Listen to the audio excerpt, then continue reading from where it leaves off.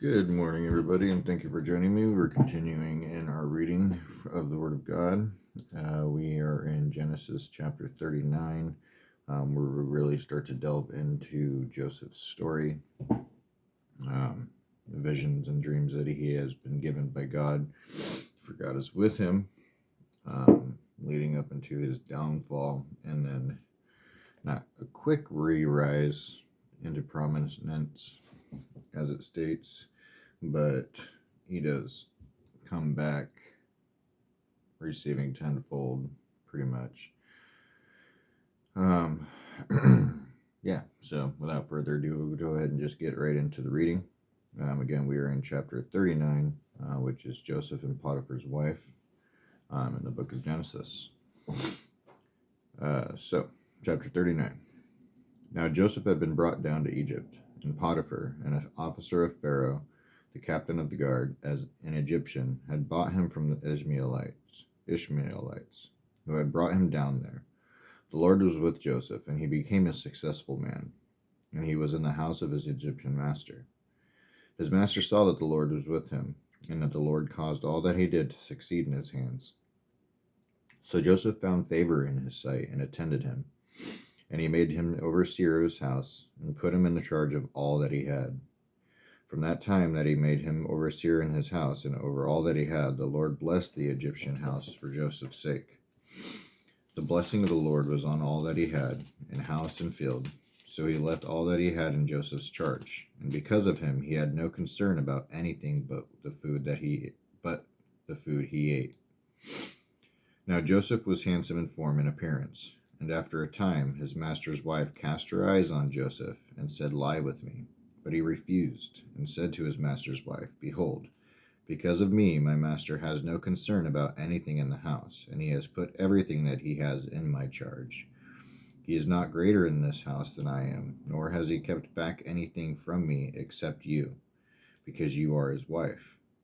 How then can I do this great wickedness and sin against God?" And as she spoke to Joseph day after day, he would not listen to her, to lie beside her or to be with her. So she's constantly just antagonizing him, wanting her to sleep with him, pretty much.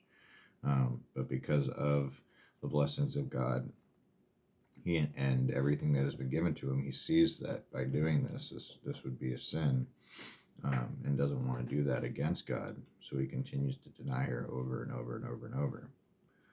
But one day, when he went into the house to do his work, and none of the men of the house wasn't there in the house, she caught him by his garment, saying, "Lie with me." But he left his garment in her hand, and fled and got out of the house. And as soon as she saw that he had left his garment in her hand, and had fled out of the house, she called to the men of her household, and said to them, "See, he has brought among us a Hebrew to laugh at us.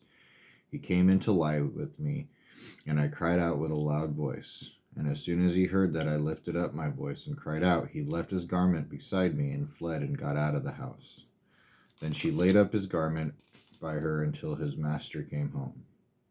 And she told him the same story, saying, "The Hebrew servant whom you have brought among us came in to me to laugh at me. But as soon as I lifted up my voice and cried, he left his garment beside me and fled out of the house." As soon as his master heard the words that his wife spoke to him, "This is the way your servant treated me," his anger was kindled. And Joseph's master took him and put him into the prison, the place where the king's prisoners were confined, and was there in prison. But the Lord was with Joseph, and showed him steadfast love, and gave him favor in the sight of the keeper of the prison. And the keeper of the prison put Joseph in charge of all the prisoners who were in the prison. Whatever was done there, he was the one who did it. The keeper of the prison paid no attention to anything that was in Joseph's charge, because the Lord was with him, and whatever he did, the Lord made it succeed. So just seeing in this chapter here, you can see how much by Joseph's actions that God is with him. In that same reference, that's how we as Christians should be acting today. When we do things, that we do it all with God and for God, so that people may see that God is with us. And that shines a light onto them, planting those seeds, having them an understanding that, there is someone above us. He's there. Continuing with chapter 40. Joseph interprets two prisoners' dreams. Sometime after this, the cupbearer of the king of Egypt and his baker committed an offense against their lord, the king of Egypt. And Pharaoh was angry with his two officers, the chief cupbearer and the chief baker. And he put them in the custody of the house of the captain of the guard, and in the prison where Joseph was confined. The captain of the guard appointed Joseph to be with them, and he attended them. They continued for some time in custody. And one night they both dreamed, the cupbearer and the baker of the king of Egypt, who were confined in the prison, each his own dream, each dream with its own interpretation. When Joseph came to them in the morning, he saw that they were troubled.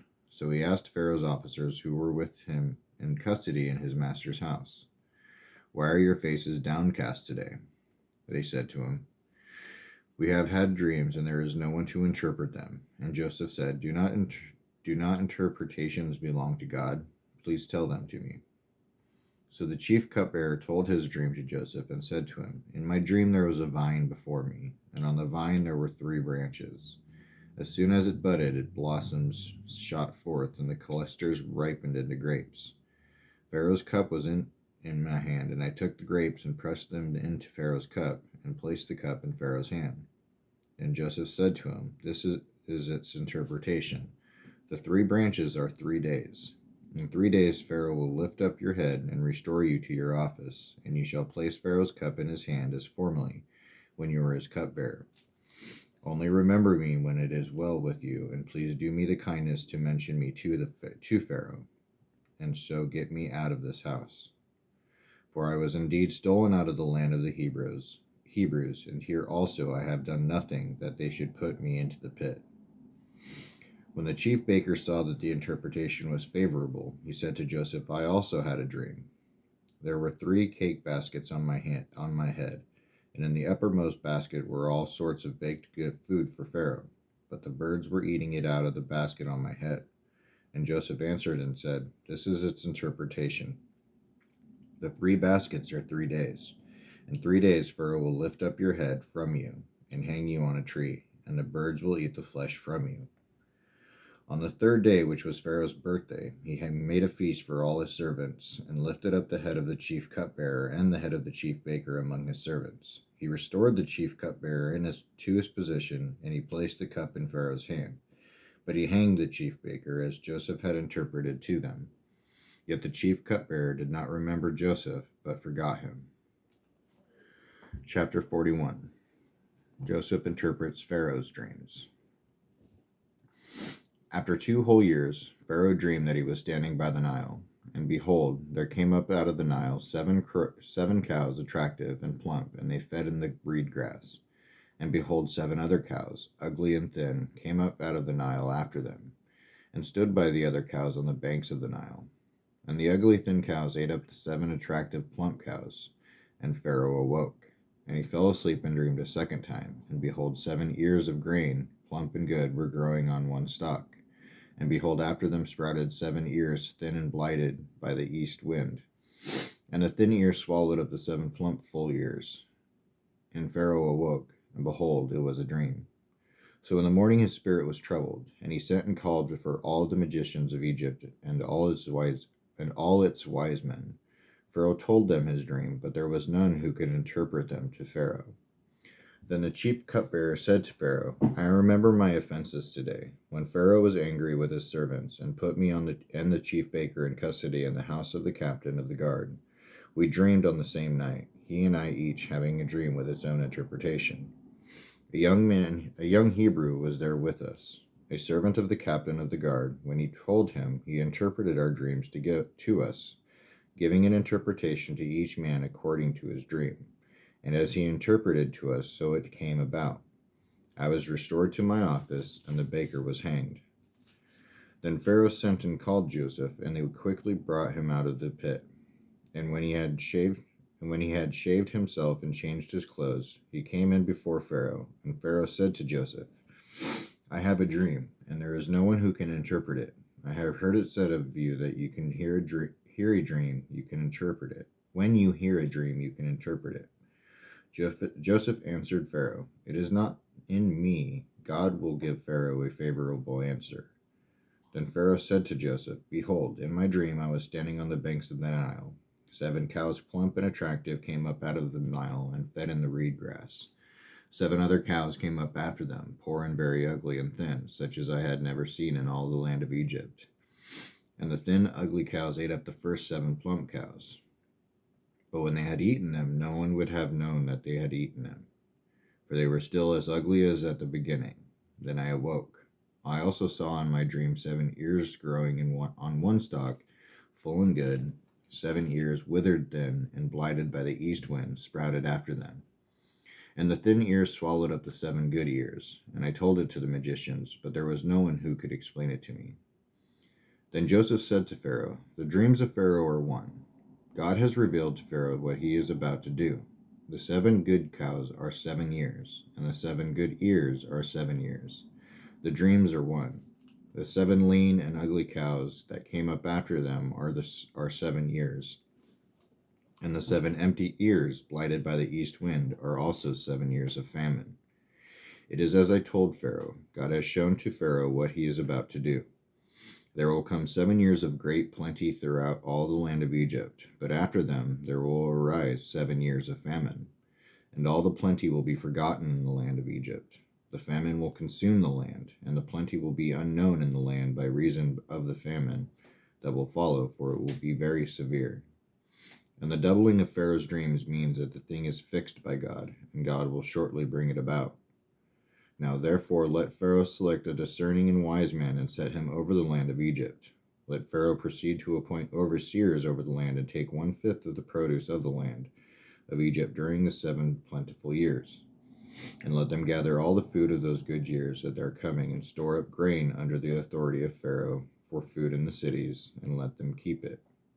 That food shall be a reserve for the land against the 7 years of famine that are to occur in the land of Egypt, so that the land may not perish through the famine.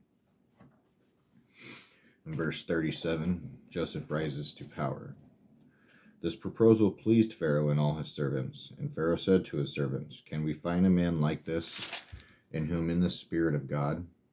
Then Pharaoh said to Joseph, Since God has shown you all this, there is none so discerning and wise as you are. You shall be over my house, and all of my people shall order themselves as you command. Only as regards the throne will I be greater than you. And Pharaoh said to Joseph, See, I have set you over all the land of Egypt. Then Pharaoh took his signet ring from his hand and put it on Joseph's hand, and clothed him in garments of fine linen, and put a gold chain around his neck. And he made him ride in his second chariot. And they called out before him, Bow the knee. Thus he set him over all the land of Egypt. Moreover, Pharaoh said to Joseph, I am Pharaoh, and without your consent no one shall lift up a hand or foot in all the land of Egypt. And Pharaoh called Joseph's name Zaphenath-Paneah, and he gave him in marriage Asenath, the daughter of Potiphera, priest of On. So Joseph went out over the land of Egypt. Joseph was 30 years old when he entered the service of Pharaoh, the king of Egypt. And Joseph went out from the presence of Pharaoh and went through all the land of Egypt. During the 7 plentiful years, the earth produced abundantly, and he gathered up all the food in these 7 years, which occurred in the land of Egypt. And he put the food in the cities. He put in every city the food from the fields around it. And Joseph stored up grain in great abundance, like the sand of the sea, until he ceased to measure it, for it could not be measured. Before the year of famine came, 2 sons were born to Joseph. Asenath, the daughter of Potiphera, priest of On, bore them to him. Joseph called the name of his firstborn Manasseh, for he said, God has made me forget all my hardship and all my father's house. The name of the second he called Ephraim, for God has made me fruitful in the land of my affliction. The 7 years of plenty that occurred in the land of Egypt came to an end, and the 7 years of famine began to come. As Joseph had said, there was famine in all lands, but in all the lands of Egypt there was bread. When all the land of Egypt was famished, the people cried to Pharaoh for bread. Pharaoh said to all the Egyptians, Go to Joseph, what he says to you, do.